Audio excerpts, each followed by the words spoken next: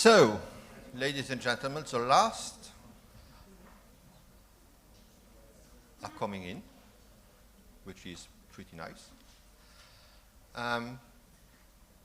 My name is Tschirhart. I wanted to welcome you for this session.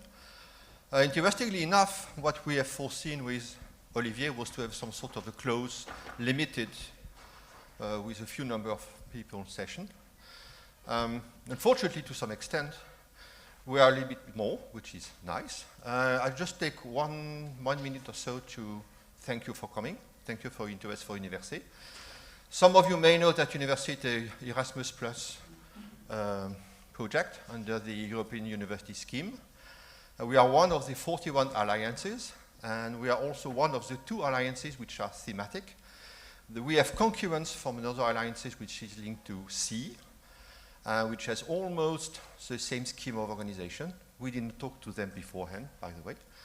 UNIVERSEH is focused on space. I wanted also to thank you all the representatives from our partner, from Germany, from Poland, from Sweden, from France and Luxembourg. Especially I wanted to thank also all the people from the panel. This is the most important point today. They all said yes immediately. This means that space has still an interest for some people, which is quite true. We will have a 90-minute session with Olivier, and I guess that Olivier made most of the work. I'm very lazy by definition. And he has done most of the job. He will follow up with me for presenting the first part of the session for almost 50 minutes, linked to skills and employability for different type of companies, SMEs or corporations. And then we'll end up with the financial part of it, and I wanted also to, there will be another subject from this session, and which will be probably a bit more technical in terms of finance, but I think it's important for new companies. So Olivier, maybe thank you for continuing the session, and thank you all again for coming to Toulouse. Thank you. Thank you, Eric. And thank you to be here, panelists. It's a great pleasure to moderate the session of this morning, focusing on employability and future skills. I'm Olivier Zephir, ladies and gentlemen, from Luxembourg. As a senior business advisor at the Technology Business Incubator, I share the industry concern of finding talents with hybrid and flexible skills. These sets that matches currently the industry challenges.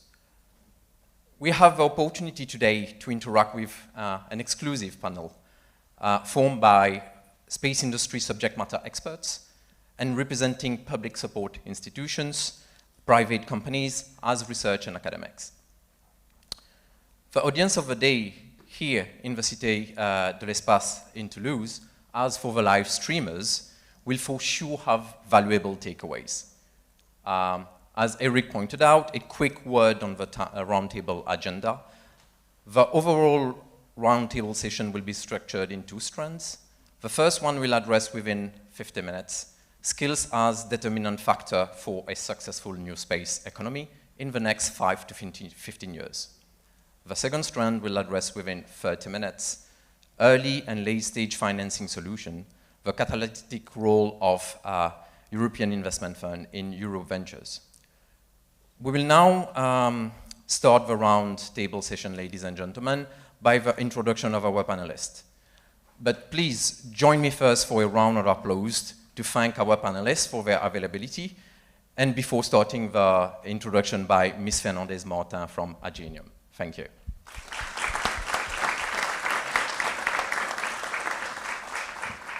I will leave you, Ms. Fernandez Martin, just to give us a quick word about Agenium and your expectation of this panel today. Yes. Can you hear me? Yes. Okay. Good morning, everybody. So I am Christine Fernandez Martin. I am the head of Agenium Space, which is a young company, 3 years old.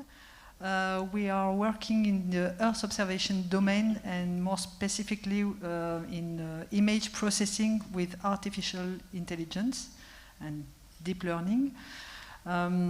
We started with a staff of 4 3 years ago. We are now 13, so we are growing, and I hope this will go on.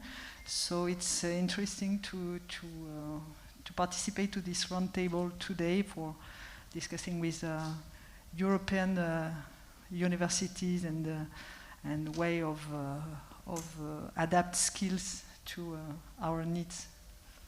Thank you. We will follow up with Ms. Vatine, please.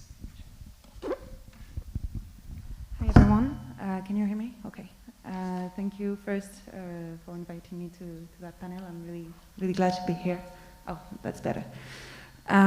So I am Emma Vatine. I'm working at Loft since almost 2 years now as an aerospace engineer. I've held several positions before at Loft, and now I'm working specifically as a software engineer and satellite operator since the beginning of the year. I here to share my experience and explain how, as a young graduate, I can say, I've joined a new space, SME. Thank you. We will follow up by Mr. Tschirhart next to you, Kineas. Yes, good morning everyone. Thank you for having me today. I'm the CEO of Kineas. Kineas is a new satellite operator that provides global connectivity dedicated to the Internet of Things, to the IoT. We already have 8 satellites. We are planning to launch 25 nanosatellites within 18 months.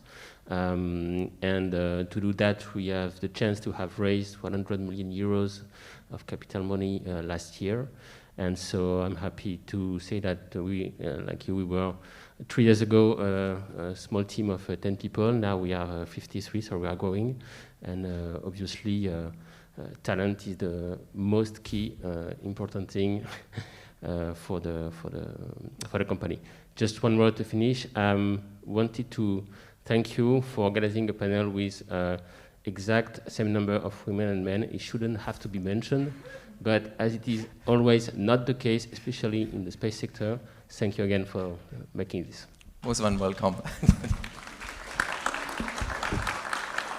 Thank you. We will follow up by Dr. Kołodziejczyk from Analog Astronaut Training Center. Good morning, everyone. Thank you for invitation. We are a very young company in Poland. We started the postdoc position in Advanced Concepts team at European Space Agency, and after this practice, we established a company that is also focused on practice, especially for students. We train students in a practical way using analog astronaut training in the habitat. We are realizing space projects like rocket workshops. We build rockets.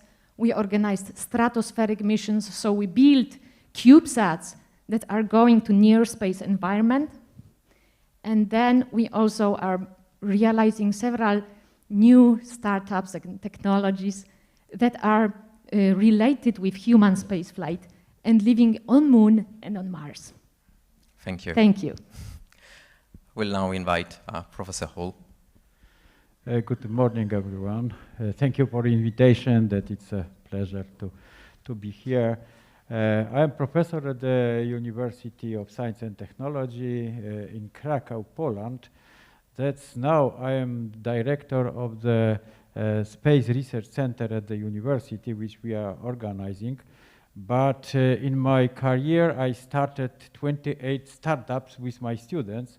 Some of them are very successful. They are world leader, big companies. I have a practice how to build from startups to the big companies. Thank you. And I will try to share this experience here. Thank you. Thank you. Looking forward to exchange. And we will follow up with Mr. Kozlowski from European Investment Fund. Yes. Hello, can you hear me? Yeah. So my name is Tomasz Kozlowski. Very pleasure to be here for invitation by Eric and by yourself. Immediately we've volunteered to be part of it. We couldn't miss it. I'm heading a mandate and product development division in European Investment Fund. EIF, as you may know, it's one of the biggest venture capital investor in Europe. We are a fund of funds. So actually we are supporting a number of venture private equity funds in Europe. We've invested our adventure in supporting VC space actually started not so long time ago, a few years ago, when we were, fueled by certain, resources from European Commission, and we said, let's start to see what we can proper in the European ecosystem, how we can start the venture business here. And ultimately, we've made a number of investments in funds in Italy, in Luxembourg, in Finland, and also we co-invested with a number of players in certain companies who are today one of the biggest companies in space. So very happy to be here and share our insights, our experiences, how we see the market, how we see early stage and expansion stage financing in venture in Europe. We've been, in other domains, working with number of universities, technology transfer offices, and I think this experience will directly benefit, I think, starting something nice in space ventures, because what we see, it cannot be that we will not be able to finance in isolation. Interconnectivity among partners and panelists represent these various backgrounds is key to make it success. So once again, pleasure to be here and contribute to the discussion. Thank you. We will follow up by Ms. Mathieu from European Space Agency. Good morning, everyone. Thank you very much for the invitation. It's a pleasure to be here. It's a pleasure to see this initiative to bring together different universities around Europe around the topic of space. So I am working in the Directorate for Commercialization, Industry and Procurement at the European Space Agency. I'm the head of the Industrial Policy and Economic Analysis section there. And I must say that the question, first of all, of the skills and competencies is a very timely one with us, because that's a major concern from our industry. And the second point relates really to the question of the development of commercial activities, which is a top priority for our new Director General, Joseph Aschbacher. And I think this is also very relevant to this panel today. Thank you for the invitation, and it's a pleasure to share this panel with such a diverse, not only in gender, but also background and different organization with you today. Exactly, thank you for highlighting that out. Last but not least, our representative from Aerospace Valley, please, Ms. Nzeh Ndong, I leave you the floor. Good morning, everyone. Thank you for inviting me. So I'm Aude Ndong. I'm working in Aerospace Valley. Aerospace Valley is a cluster, competitiveness cluster for the local and European ecosystem. We are focusing on southwest of France on the aerospace, so aeronautic and space ecosystem. Our objective is to support all the companies and to develop themselves during all their life, if we can say. And we are also working at the early beginning of ideation and information with the local universities. So that's why we are there. So it's a pleasure to be there with all of you. Thank you. So now after this round of introduction, having the good overview of the diversity of our panelists, we will deep dive into the first topic, which I recall it is the skills as a determinant factor for a successful new space economy in the next 5 to 15 years. And one of the topics we wish to share with our panelists today is about the status of alignment of academic competences and industry sector, workplace competencies for a successful new space economy.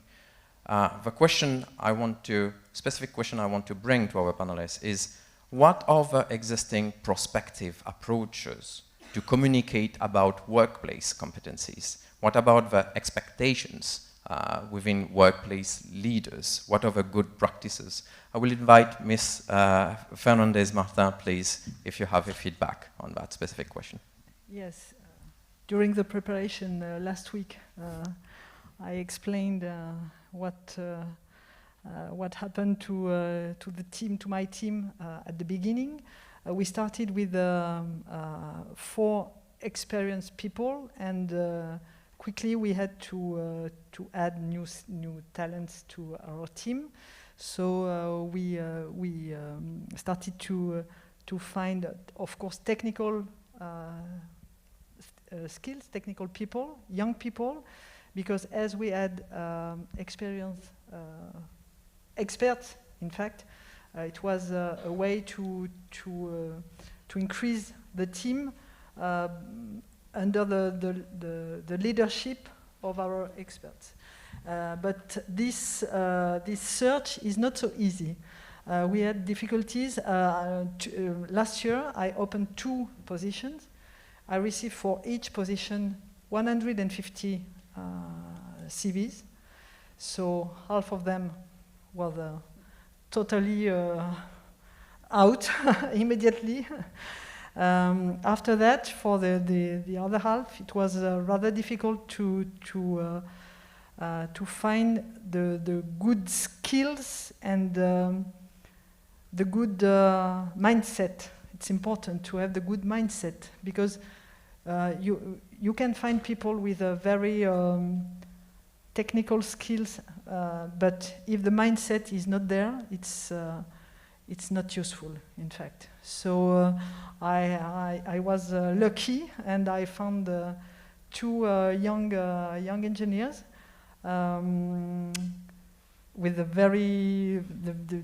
the right mindset, yes, but the search is ongoing. It's always difficult to be sure that we will be able to find the good person. A good match. Yeah. Thank you for your intervention on that topic. I will share a point of view of one of our panelists who is not able to be present with us today. Is Mr. Vinterhav from PASQ Space. Sorry. His point was currently aligned to yours, mentioning that companies should communicate about that project-oriented learning, how to be able to run serial projects, and how to know to put your know-how in knowledge context. That is, he used a specific word which is called also how to be cognizant. We need currently people with a skill set which have a mix of theoretical depth, but also by the same time being a kind of self-starter and being capable of explaining to others in which I'm expert in and what I'm searching from you. So that was one of the input which I felt was very bringing substantial elements to that talk. And I wish to follow up on an ESA perspective. Ms. Mathieu, if we can follow up on that specific question with you. Yes, I can add a few points. I mean, my perspective is obviously very different from yours, but what I wanted to share perhaps is that we have recently, very recently, I think it was 2 weeks ago that we completed that exercise, discussed with about 100 companies working with us, from really small-sized companies to much larger ones, on these questions of the skills and competencies. And they have shared with us, especially the smaller companies, their difficulties in recruiting. Serious difficulties today, and it's a rapidly evolving environment, and it's also for industry to be able to really understand what they actually need, because they are really based on, let's say, an older mindset, as you were saying, and even though they see that there is an evolution, they have already difficulties in characterizing that. And so we've done an exercise for some months with these companies to try to see with them what they see as the evolution of the space sector in the coming decade, indeed, and where they identify the skills and competencies needed to be able, for instance, to integrate all the new technologies. You were mentioning AI in your field, but also new ways of designing, producing, going towards greener or more digital space activities.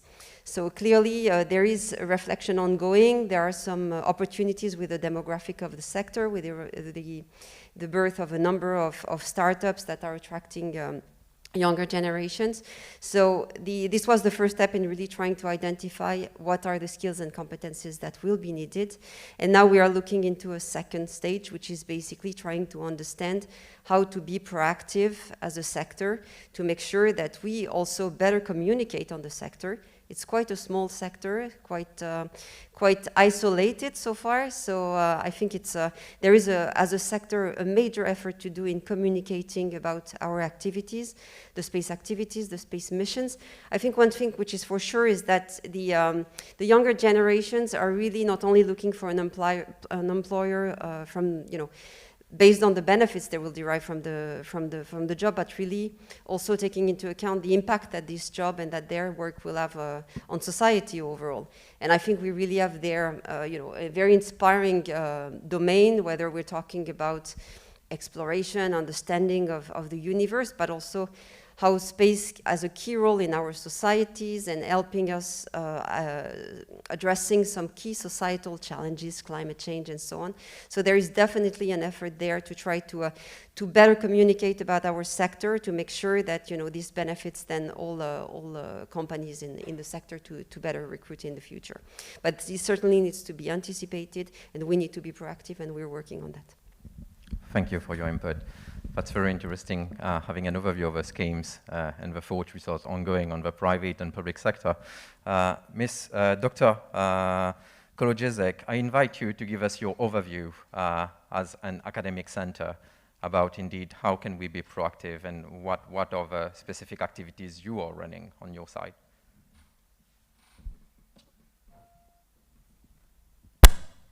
As I said before, we offer practice, which sometimes at the universities is lacking. So there are very nice courses, theoretical courses, but there is no practical performance. And these students, they are lacking skills because of lack of practice. So we try to provide this practice. And because my background is neuroscience, so I particularly believe that everyone can be trained and these skills can be developed, but it has to be done in a wise way, especially both universities together with companies should collaborate to offer this practice to students. And then everyone will be the winner. Yeah. Thank you.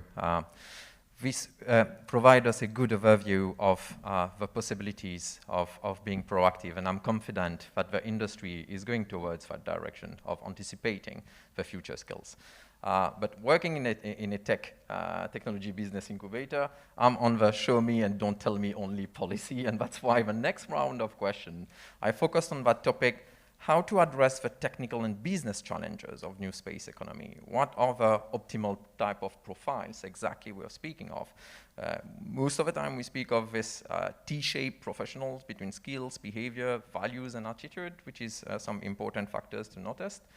And my question to you, panelists, would be how to better acquire field expertise or even revamp also old practices. Because it's always a matter of having life cycle today. We don't enter a company and ending with the same skill sets. So now we want to focus on that topic. What's the best mean to acquire these field practices? And we exchanged currently with Ms. Fernandez Martin about work study programs and internships.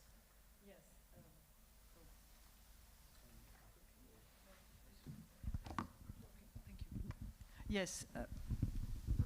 Working. Okay. Yes, for us, internship is a very good way to start with young people, and moreover, I don't know if it's a European system, but in France we have the alternance, which is a mix between university and company job, in fact. And for us, it's a very, very good way to find key people and interesting people. And if the trainee is not so involved, it's a way also to detect this and maybe to improve his involvement, or to decide that it's not it's not a good match. And it's I think it's important also to make the difference between the let's say academic competencies and job competencies. For instance, I just signed a contract with a young engineer, which I had last year in alternance, and his main teacher 1 year ago told me, when I said to him, "Oh, he's very nice and very good employee, let's say. He told me, I was not sure to propose him to you because in academic skills, he was not so involved. And this young was really happy to work in our company and was really sad to come back to school. He had to, but so it's interesting because it's he's a very good employee, and he was not really interested in academic studies. Yeah, so it's practice made perfect. And yes, and it's a chance for us to have detect him. Thank you. So thank you for this point regarding work study programs, alternance. And Ms. Vatine, we want to continue with you about also the new management model. You pointed that out as a critical factor also. Yes, so I will talk about Loft Orbital because obviously it's my only workplace I've worked at. So at Loft, we expect, but we are looking for employees with a variety of skills. As you said, we are looking for a specific skill, but also the capability to learn new skills, to be able to tackle new topics. And as an example, so I've learned software engineering at Loft after working HR and accountability the first year when I joined to help set up our subsidiary in Toulouse. And after 1 year of not engineering task at all, I've learned software engineer, and a few months after, where we launched our 2 satellites, I've learned satellite operations. And so what we are looking for new hires is a potential, the capability to learn, the curiosity, the autonomy, the flexibility to switch from a topic to another, to the willingness to learn new things, and be able to switch topic and learn. And then the interesting thing about integration at Loft, again, it's we in the software team, we also are satellite operator. This helps filling the gap between the user of a software and the developers. And it helps a lot integrate new hires within the software engineering team. Thank you. It looks like operation when you mentioned filling the gaps. This is clearly operational terms. Mr. Tschirhart, we will continue on that big challenge that you pointed out regarding such as digital industry 20 years ago. Yes, indeed. So I totally agree with what you said. It's very, very important to have mind open to learn new things, to be able to listen to what the other people in the company are doing, and maybe you will find a way to solve some issues. That's also why at Kinis we already organized. We 50 now, but we organize in just one space, and people are going from one to another very easily, and it can be seen as usual, but actually it really works. And people can talk one to the other to solve these issues. I also wanted to mention that it's okay to, you have to have people that want to learn, but you have people that make them learn. And basically, space is hard. We know space is hard. There are tons of projects ongoing around the planet, and computer science is hard too, but in the digital economy, you can just buy a PC and work hard with a pizza in the house, and then try to do things, recompile again and again, and maybe someday you will have something working. There is not much investment and not much risk to do that. With space, it's totally different. It's really capex intensive, even with better access to space now, but still.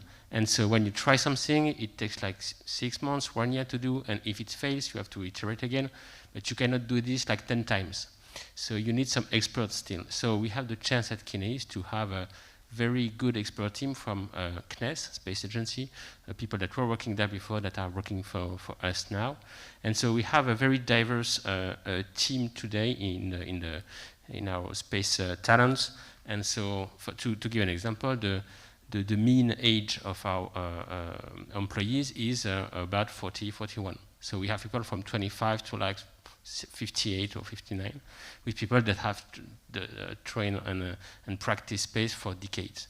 And so younger people can bring agility, daring, taking risks, and on the other side, older people can have a lot of feedback on space expertise that are also challenged by new people. And this is really a good match on that. It's not always easy because everyone has an ego also, but it's really a good match to do that. Thank you so much for the private operators parties giving us their overview of that specific question. Ms. Mathieu, I would invite you to give us the axis of ESA. How are you seeing that, pointing the new schemes such as Beyond STEM Skills, such as the ESA Education Office Space for Education 360? Yes, I think, well, as was said, this diversity is something that needs to be built in your companies, but also in larger organizations in the field. One point when we started preparing for this roundtable that was mentioned is that in fact we have talked a lot about engineers, but it's also a field in which it's changing, the regulations are changing, the environment is changing. We have now this new space economy, so we also need experts in the fields of law, of finance, of business management. I can take the example of my team. We have economists in the team. We also have now more and more people looking at the development of commercial space activity, as I was mentioning earlier, who have a background in finance.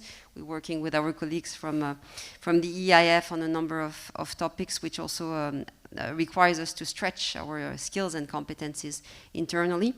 What I can add indeed is that we have at ESA an education office, and taking into account all these changes, they are now working on a new program called Space for Education 2030, which is a program that is meant to be addressed at university level, so for students. And the idea is really to try to give them this overview of these skills and competencies that they will need, whatever organization they might go to in their professional careers in space, and indeed take into account the elements related to creativity, to entrepreneurship. And so all of that is being taken into account to make sure that they are fit and to the work environment in which they will join, and ensure that they're ready for the space in the 21st century. Many thanks for your input, and we will follow up by your neighbor, Mr. Kozlowski from EIF. Well, I don't know what I can add to this. Already a lot to have been said, but I think, this is the skills topic. It's very close to my heart today, because my daughter right now, she's in the last year of the secondary school. She was going to go for a BAC, and she wants to do neuroscience like Mrs. Kołodziejczyk was doing. And I said, how do I get there? And I was kind of asking my coaches, psychologists, okay, how to get there? And it's difficult to imagine for a young person really the final node where they will be. It's a kind of a journey. It's an optionality, like in investing. You do first step, then you see what options open. What you have thought in step 0 may not be attractive at step 1. And then another step, another step, another step, and opportunities may open. And I think this is the type of thinking that one needs to have, how to create optionalities, how to create this richness of experiences and perspectives in order to appreciate what's around us. So, I would risk saying, to be contradicted here, that technical skills, research quality is taken for granted. It must be there in order for us to succeed, Europe to succeed in the new space economy generally, even if we think in other perspectives, or the moon or Mars. I know this type of hard knowledge is required. But what's really appealing to me, what you just said in the beginning, is that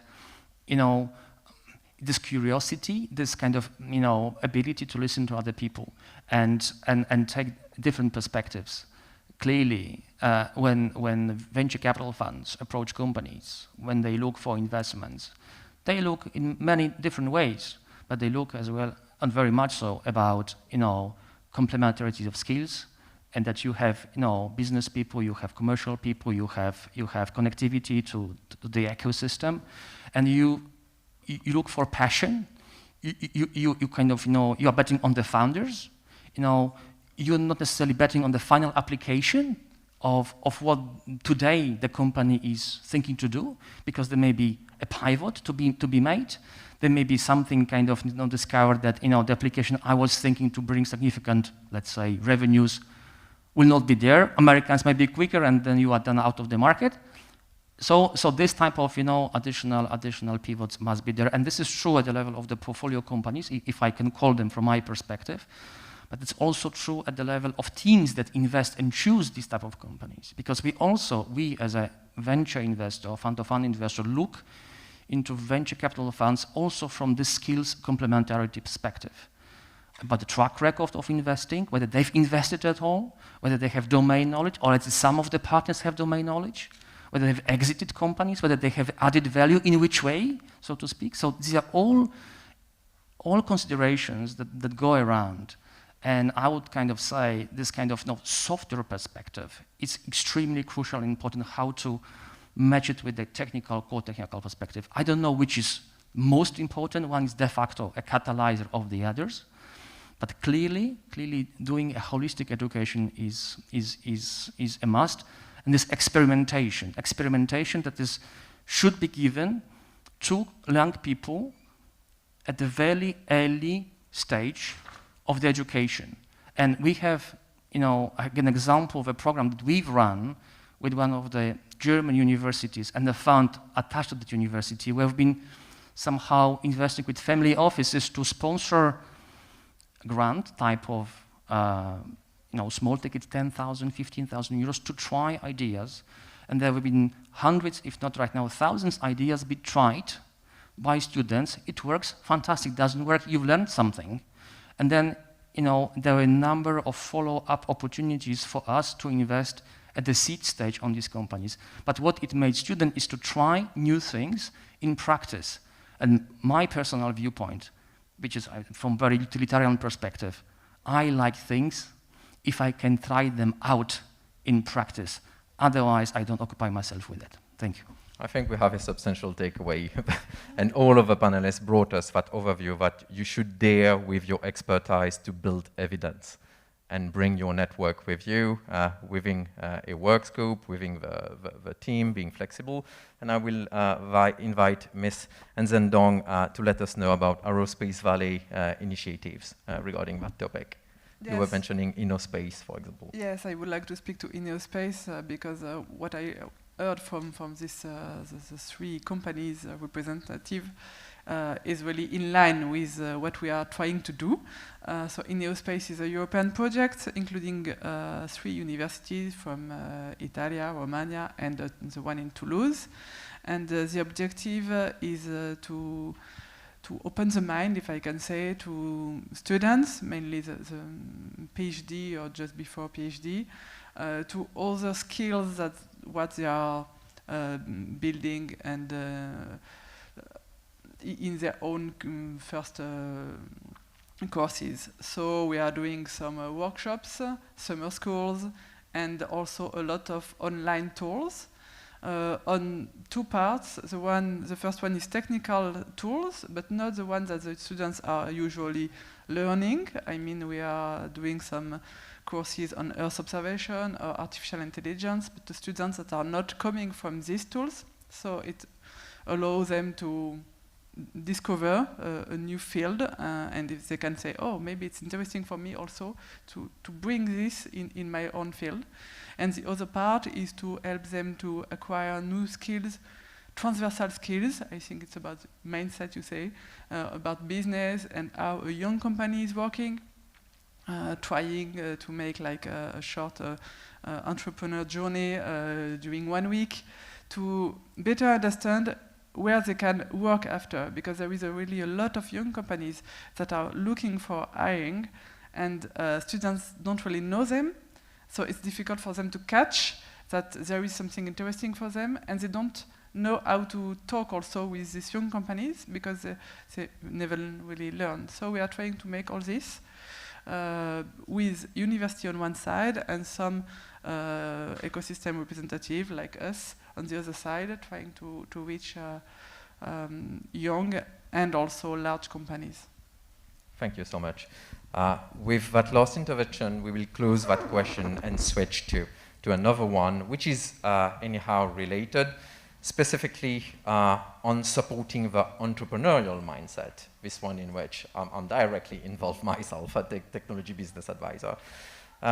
What could be holistic entrepreneurial approach? Because by what you've been pointing out, that we should daring to taking risk and building evidence together as an ecosystem, I do feel we need an entrepreneurial approach which is inclusive in terms of research, business, and policies to boost early stage ventures.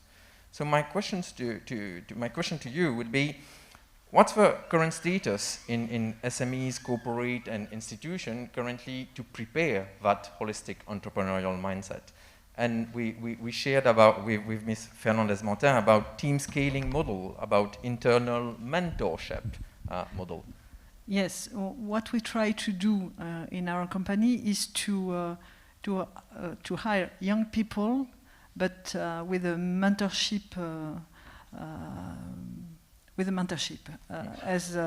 That is to say, our experts have a team of young or trainees or young staff, and they try to explain them what is their new job, in fact, and it's a way to for our experts to delegate some of their activities to younger people, but under, let's say, control, but with help, and for them to growing to increase their skills, and it's a it's a way to increase, but to increase the staff, but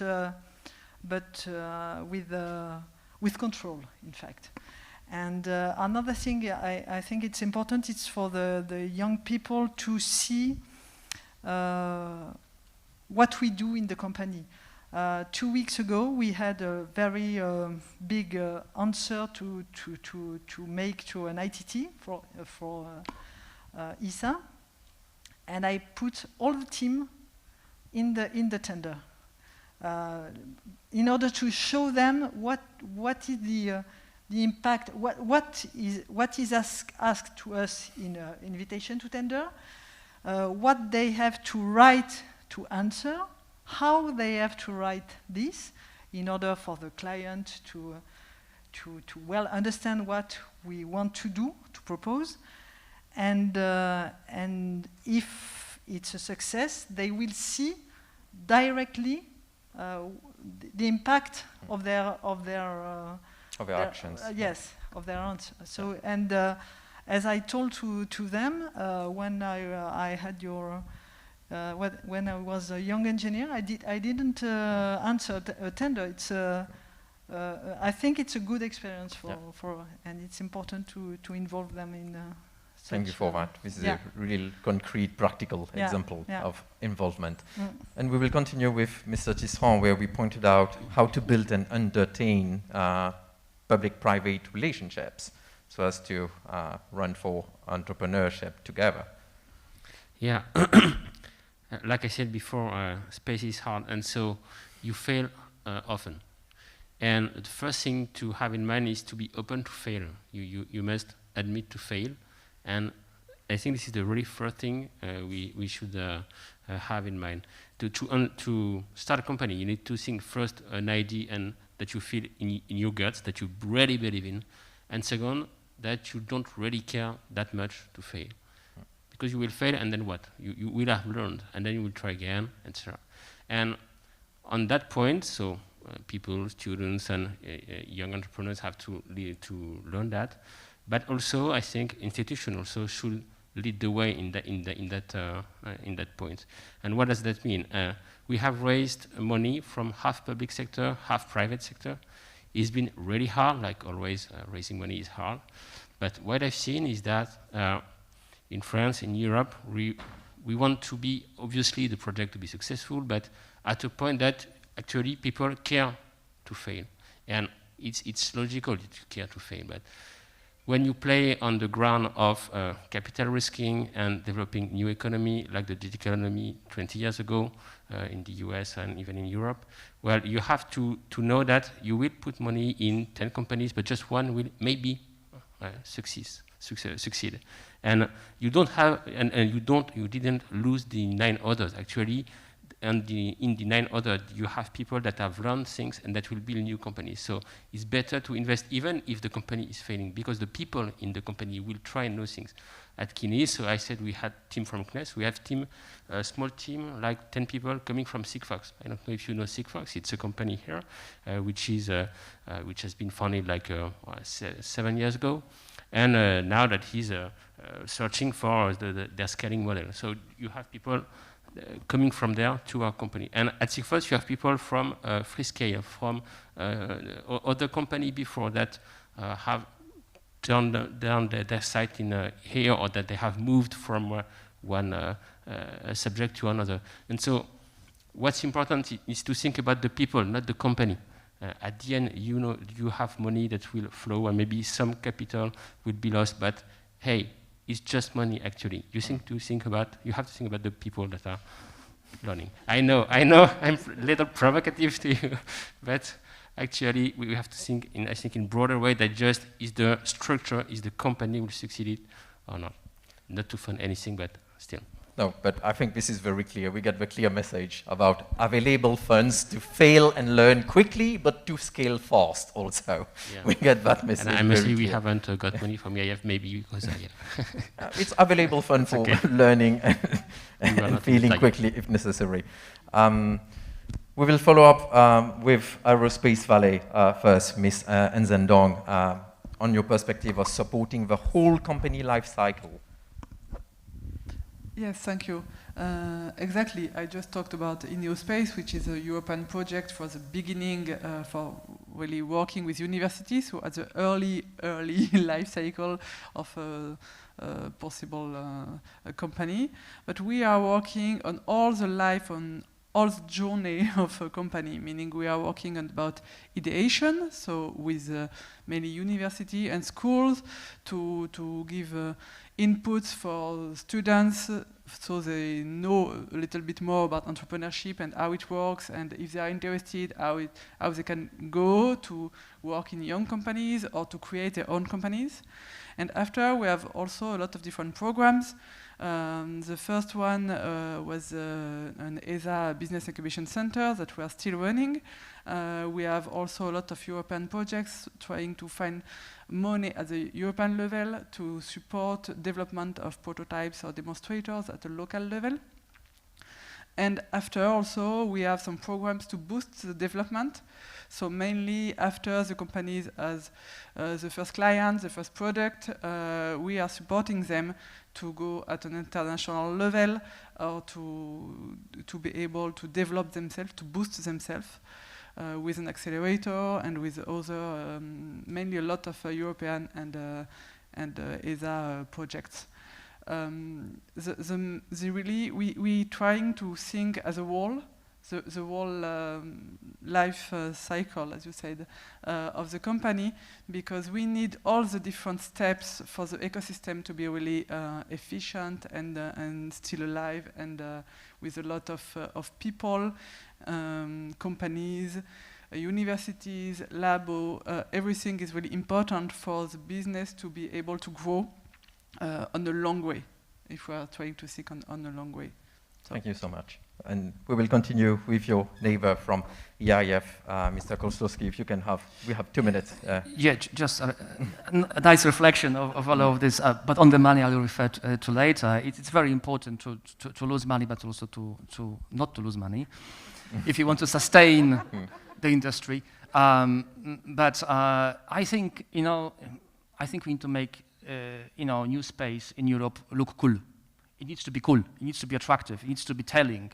So I would think what we are missing still in Europe is these role models, is these success stories at the level of companies, at the level of individuals. Individuals being entrepreneurs, being CEOs, entrepreneurs that succeeded, working hard through the trenches.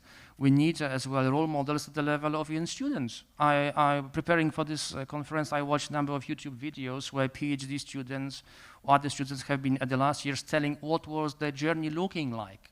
This is something that I think new students need to kind of look at. So, but these success stories come with a success, but this is, with the success is like top of the iceberg.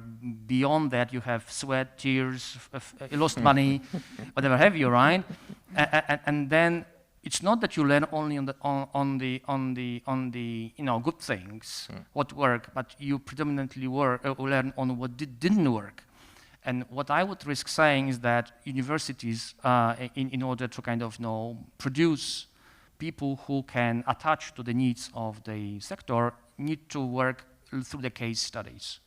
Case studies that are kind of real ones that are being written in a comprehensive way fed by real business experiences. And then this case study method, which certain schools are using more than the others, is actually, in my opinion, because I went through a number of these, a very effective way of connecting in the situational setting what this may be about. And I think this is very, very efficient because the students can really connect to the realities of the private world when they go on the internship, when they go to whatever to collaborate on certain projects. But this is, I think, a fundamental step. Success stories, role models, but also the case studies, as many as possible, inviting entrepreneurs to university classes. Let them sit at the back, let the students brainstorm what they would have done at a given milestone of development if they were a founder in that technology. And then it's learning both for students, but it's learning for the guys who actually, who are the heroes of the case study because they sit at the back and actually then learn a lot about new thinking the students may have. So let's make space cool. Thank you for that intervention. That's very clear.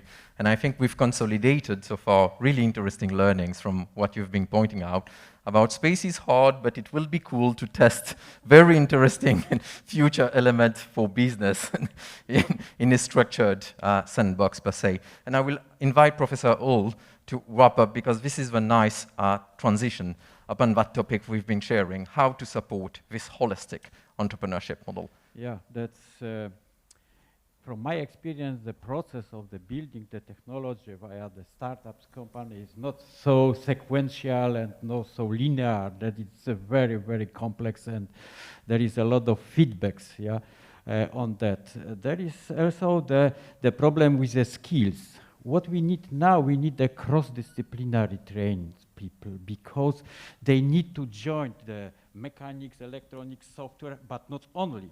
Also economy, management, that it's very, very cross-disciplinary. Means that in one subject we need to consider all barriers, all obstacles which we need to solve. Also, some psychological problem is that the engineers, good trained, they are trying to find the problem, to solve the problem.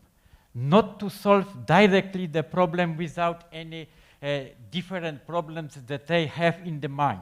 This is a problem to manage them. Yeah? And also we need to train them in this direction. Yeah? That's in my opinion, the most efficient way to transfer the knowledge from the university means the results of the project. It's a transfer of people. But there is also some barriers because during the university projects we train people to spend money, but in the company they need to earn money. This is completely different philosophy. This is very difficult to switch one to other. This is, in my opinion, in my experience, if I started the company with the students, they have no so much experience in the project at the university to spend the money, they are much better develop the company because they are thinking how to earn money.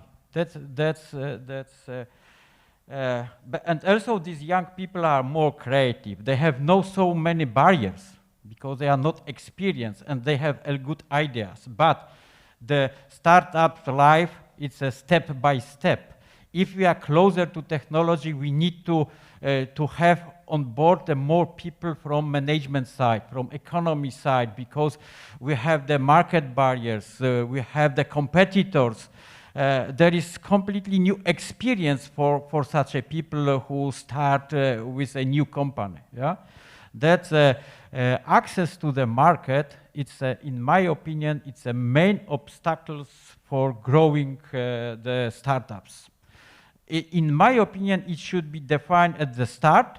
What we need to achieve next 10 years, for instance, that we want to be a market leader, or we want to be included, means sell the company to the big player, which has access to the market. This is only two ways what we can do in this area.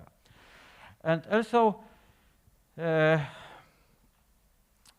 I want to also set about expectation from the industry to the academia, because we are talking with companies, we are talking what they need. They need talents at first. This is the most important. They need the basics, theoretical basis for the solution, theoretical basis or more applied science solutions. But also they need the ideas. They have no time in the industry to think about the new ideas, and they are not so creative like young people. And they need these ideas, and there is an expectation from industry to academia, in my opinion. Thank you. Thank you so much. Dear panelists, dear audience, it's been a pleasure for me covering these topics with you this morning. I do believe that our audience had practical takeaways from the different elements you brought in our roundtable. Thank you so much for that, and big round of applause, please, for our panelists.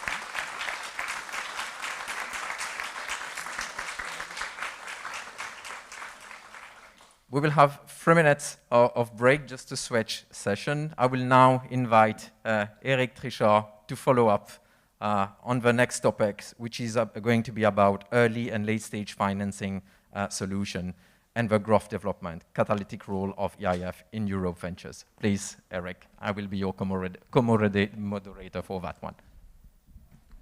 Okay, thank you, Olivier. Just to let you know, I arranged that air conditioning is working again. Normally, the Cité de l'Espace is closed on Mondays. This is why they cut off everything. So I've seen people boiling a little bit this last minute. So I guess it's getting a little bit better. Yes, thank you again for being here. It's rather difficult for me to talk to people when I'm sitting down because maybe I'm giving too many courses, and that's a bit of option. And I've been very cool with you because I didn't contact you before because I wanted some sort of open gut feeling discussion on financing. I know it's not very gentle, but generally speaking, I have large discussion with fund managers in Luxembourg. It's essentially people looking at early stage and late stage financing in companies in Europe. The funny thing is the following. There's a friend of mine, Alain Roderman, from a fund in Luxembourg, is always talking about couples.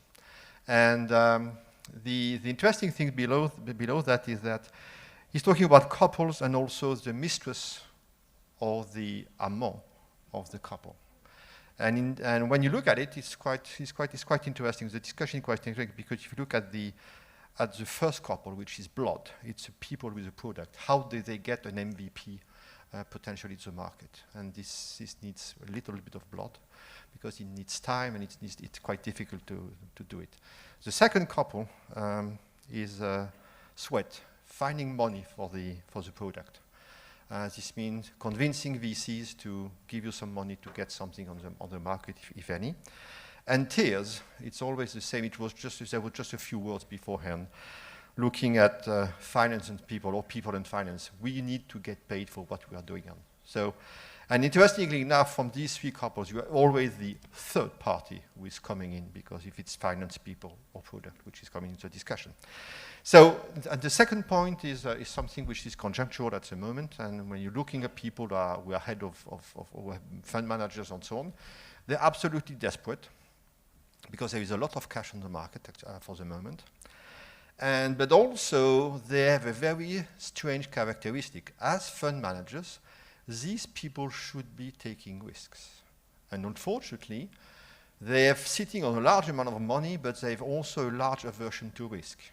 Ideally speaking, they would like to see startups with a 15 years operation experience, which is a little bit different than what real life is. So, concerning this, I wanted to ask Tomasz what his holistic feeling about the VC market in Europe in general is, because as a fund manager and product developer, what is your perception? How much time do I have? 35 seconds. Maybe 36. No, I mean, I could give you, textbook answers, or typically what we say in the conferences. I think because we said space needs to be cool, I also need to probably pivot from that approach and to make it more I think catchy, interesting, and provide insights which I see when working on European programs for space. I think this will be the most interesting part, and then of course we'll connect to the early stage, expansion stage, if it exists in European markets. But I think first a reflection, EIF, as you mentioned, is a fund of fund. Typically what we do is to take risk. Why? Because we actually invest resources of people who want to make things in the market. And I'm speaking about European Commission in particular, and also other like-minded investors who are driven by the policies, not only by profit, but also by the policies. Nobody wants to lose money, it's very clear. But, in the market you have investors who are very risk-averse sometimes, the ones who need to have proven track record, proven business models, only then they invest. If you ask a pension fund to invest in a company like you have startups, they will for sure say no. If you ask insurance company to do the same, they will say no. They need to have diversified portfolios. They need to kind of ideally go in funds which are led by fund managers who have track record of bringing returns, because in venture returns tend to persist over the years. So typically we have this notion of top quartile teams, which are the best in the class, and they always oversubscribe because investors want to jump on the bandwagon to put money into them in order to get return. So this is in a nutshell, what investors are they like, but also other investors who are corporate investors. They have their own corporate venture arms. They are also corporations that are investing in independent fund managers. There are corporations that have their own acceleration programs. You have family offices, you may have sovereign wealth funds. So all of plethora of various investors that come on the market and look for opportunities to invest. And investing is different to spending. You said it very, very, very loudly. And when we came into this space of space 2 or 3 years ago, we've been kind of wondering, is there a business case for investing?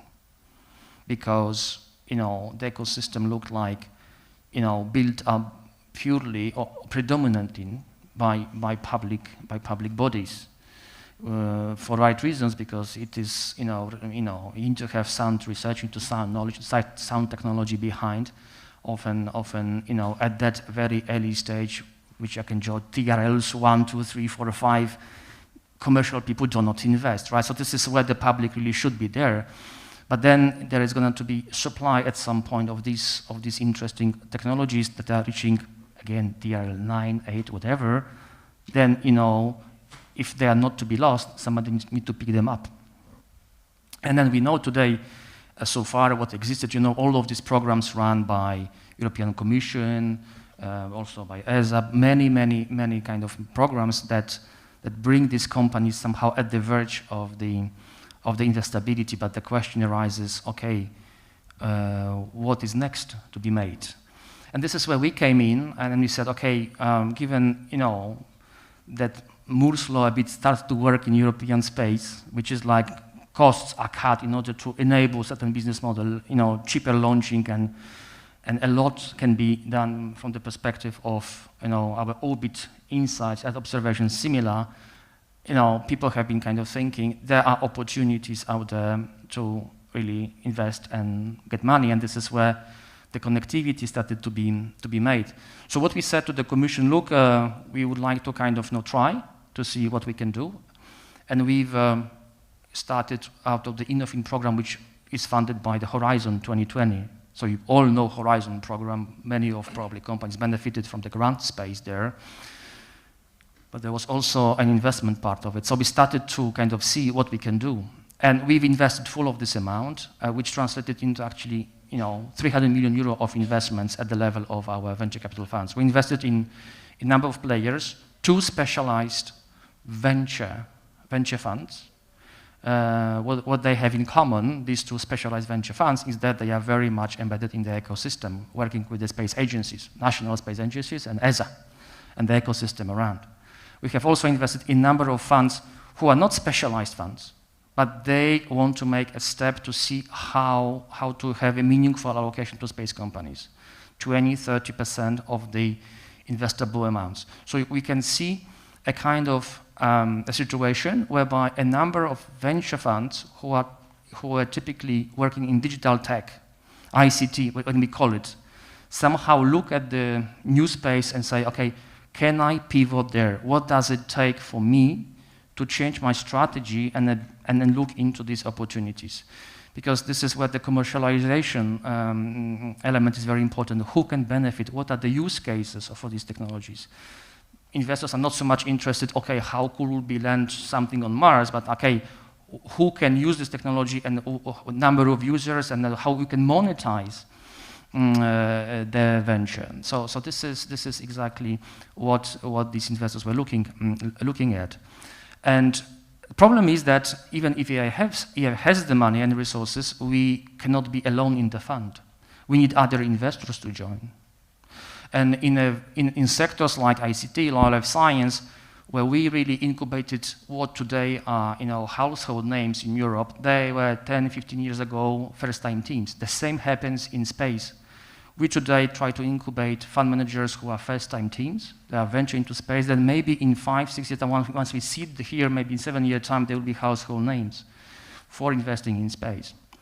So clearly, investors today are lacking. And in order to kickstart a fund to make it investable, they need to have critical mass. So typically, we would normally invest not more than 25% of the fund size, and counting that other investors will come in. But there are not so many other investors that want to come into this early stage space. So who is investing with us? Well, they have guys like space agencies who put a ticket alongside us. There are some corporates who are putting tickets alongside. Some good, nice corporations from Luxembourg who are putting money alongside. Let's say Orbital Ventures, for instance, a fund that we have supported in Luxembourg. So ecosystem in space is early. It's early. Whether we talk about scaling up, I don't have a lot of time, but for early, would be my first remarks, scale-ups. Scale-ups. Today, there are not so many. We can name maybe one or two, right? 2 hands would be sufficient, but at some point in time, let's say in 5–6 years, there will be more and more winners coming out of the startups. There will be people who have succeeded, who found the way, who found the niche and need Series C, Series D round in order to compete seriously in the market. And this is what's already happened a bit with some of the companies. One of the examples I can give is, everybody knows, it's ICE company, where a lot of investors actually invested, ourselves a number of times, alongside our associate fund called OTB Ventures, and also we participated in a co-investment round where the company needed additional scale-up resources, and then we know that something else, cannot say, is happening in that company, and this company is on a good track to be the first European unicorn here. So this is the success stories I was talking about. The company is internationalizing, the company is putting their presence in key areas where they can source know-how, knowledge, and connect. Being Poland, being Finland, being Luxembourg. They are also having, of course, space in the US. There is a lot of collaboration coming out of it. So this is the type of scaling up that we will need. We are not yet at the moment of maturity of that market that we can say we have plenty of scale-ups to support and we need to have plenty of scale-up money, but more and more cases will appear because there will be winners in their categories that needs to be invested into. And this is also where corporate investors need to come in. As they have bigger pockets, they need to also, validate the technology, validate the idea, validate that it matches the overall value chain.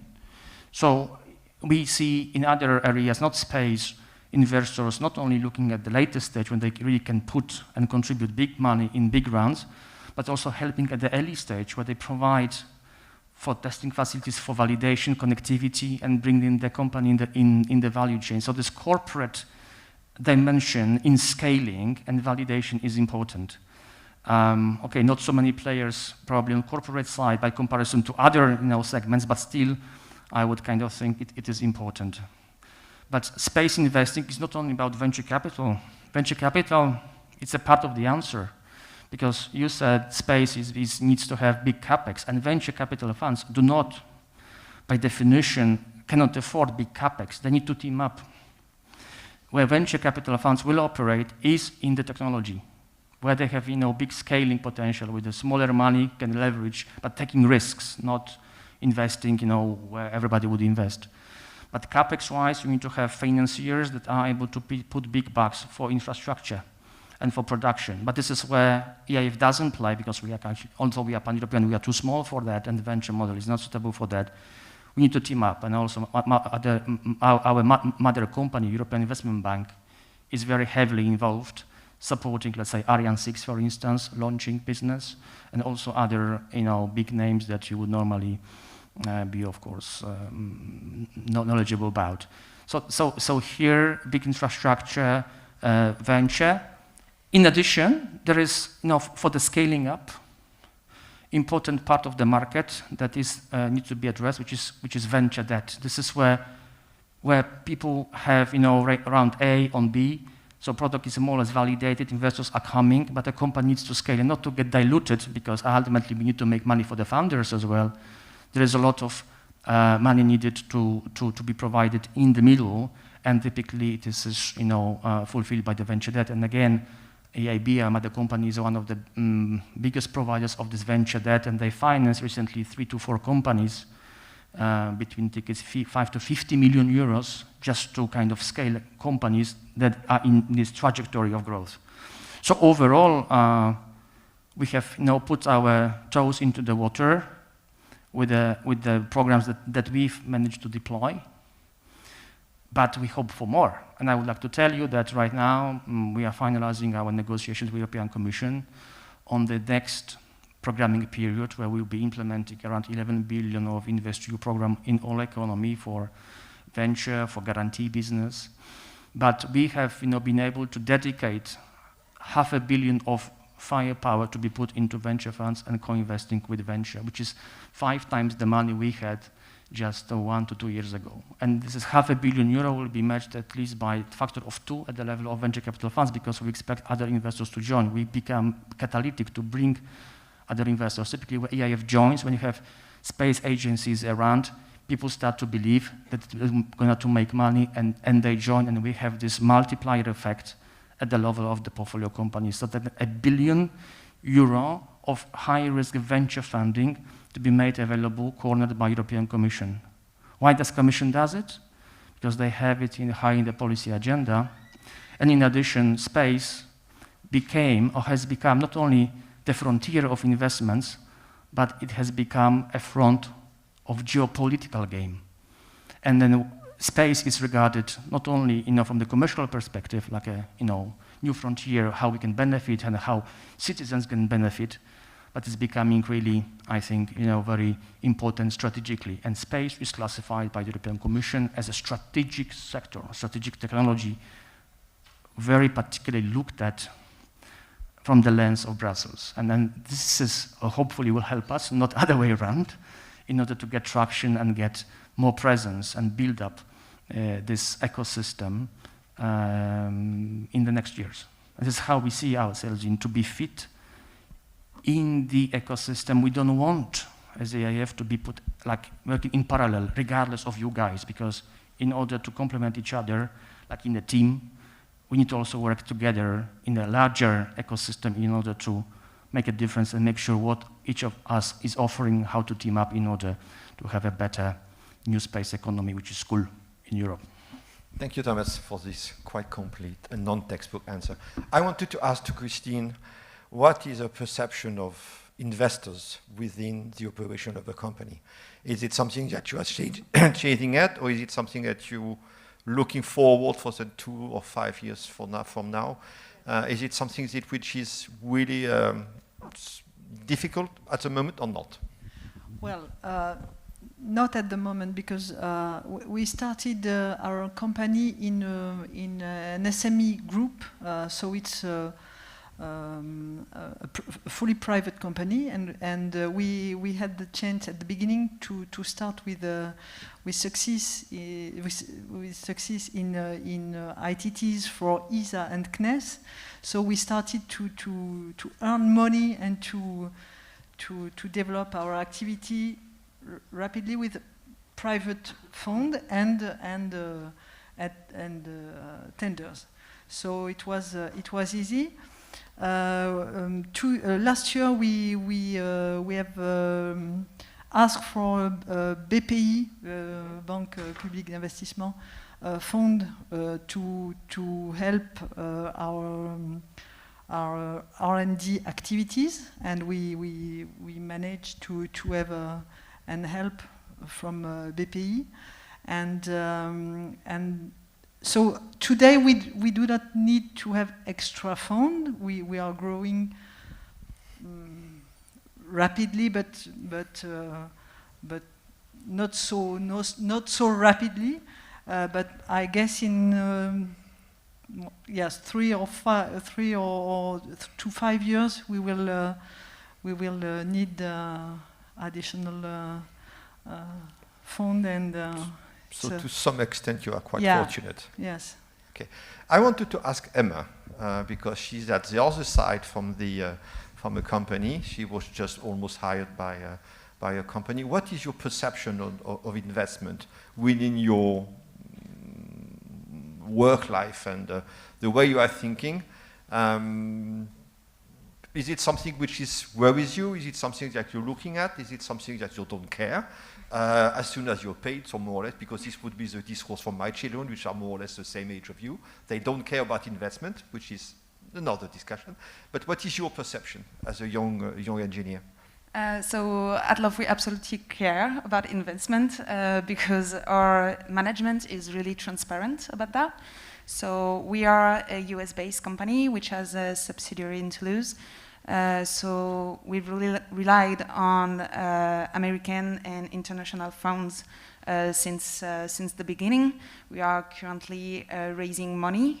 We are currently in the middle of a Series B raising fund. And the management is really transparent with the whole company. We are lucky enough to be like not hundreds of people, so it's easy.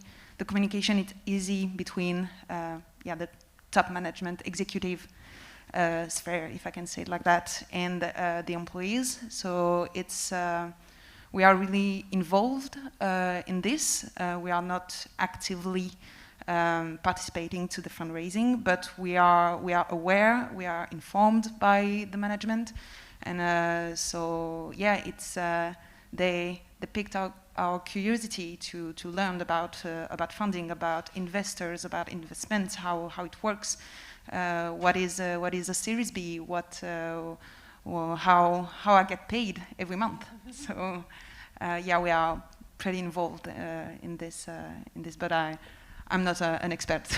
So you have demonstrated quite an awareness about the investment strategy of your company to some extent. Yeah. I was seeing that Alexandre was taking a lot of notes when Thomas was was talking. What is your perception of investors' comportment within your company? Is it something that you're looking at in detail, or what is your opinion in your options at the moment? Well, like I said, we raised quite a lot of money last year to finance our project, so we don't at the moment quite look for other funding, and the plan is not to have to refund the company before we're in operation. That say, we always look around what's happening. Like we look at the US, where companies are raising like hundreds and hundreds of several hundreds of millions of dollars, and we're still wondering how this can happen and what are the fundamentals of it. So what I liked in Europe, like I said, we had both public and private funding, and I think at the stage we are in Europe in the space sector, this is a good match, and this is a need, because we are in the transition of having more private companies in the space sector, whereas in the US they are more advanced in that. You talk about complementarity and of the tools, and I think this is also key. I'll talk about public investment, private investment. There is also public procurement. In the US they use it a lot, much more than we do. For example, last June, NASA gave two contracts of $5 million to a launch company that hasn't even yet launched a first single rocket in space, but they trust them, or at least they take the risk to give them a contract for small CubeSats, and they see if it will go through or not, but at least they have some money, which is, I think, even better than investment, because you have, when you get a contract, you have something to supply, so you have to commit to something to deliver with quality, and you have a deadline for that, very clear. And if you're successful with that, and you also have a proven customer, then you can more easily raise money. So complementarity in the tools is very, very key. Okay, thank you. I just want to raise one point, and it's something which was almost generic within the discussion since 11 o'clock, is the time dichotomy. We have agencies, we have funds or funds of funds who have a sort of a 10 to 15 years view in the future, if not 20. The last time I was talking with two NASA people, they were talking about within 25 years. And you just talked about contracts which are almost short-term duration.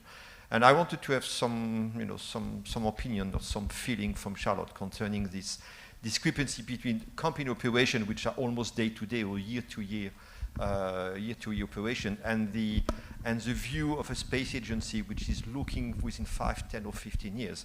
And there is also this magic work of new space, which is not so developed within Europe in comparison to the US. So what is the not possibly the opinion of ESA, but what would be the paradigms that we may look at? And I have 1 minute to answer that. No, you have a little bit, you have more than 1 minute. We okay, can so overscale a little bit. I'll try to address quickly your points. So indeed, I think that's what we heard from some of the examples today. Even, the startups are also looking at this complementarity between public funding and private funding. And I think this is something that we are now looking seriously into.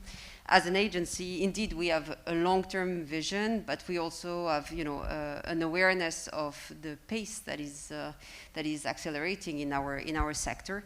And the idea is really for us to try to find the right balance, and to have opportunities for companies that are very flexible of all sizes to really address the different needs of our sector.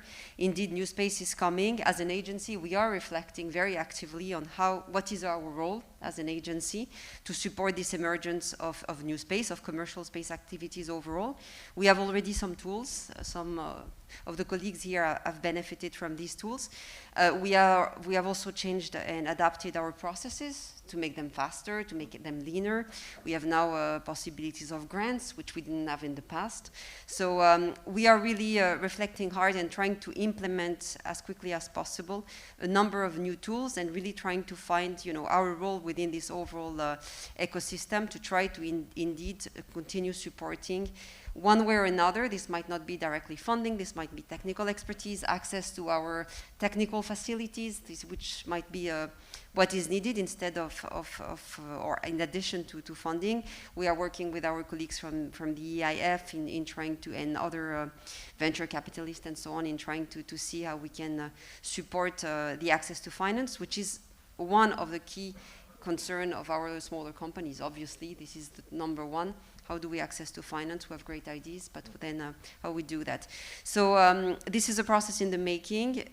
We take into account all these time frames and the needs of larger companies for developing systems to go to the moon or to Mars, but also, you know, these cycles have become much shorter, the access to space much easier. And therefore, we need to adapt to that and to ensure that we are also on our side as the European Space Agencies, but it's the same for the national space agencies, supporting, as NASA has been doing in the US, for instance, the emergence of all these successful companies. Thank you very much. I think that we are almost at the end of this session. I would love to continue to discuss with you, but unfortunately we can't. I would like to thank you again, and Olivier and myself would like to thank you again for your participation, for the knowledge that you gave us, for the discussion. And please give an applause for them for at the moment. That was...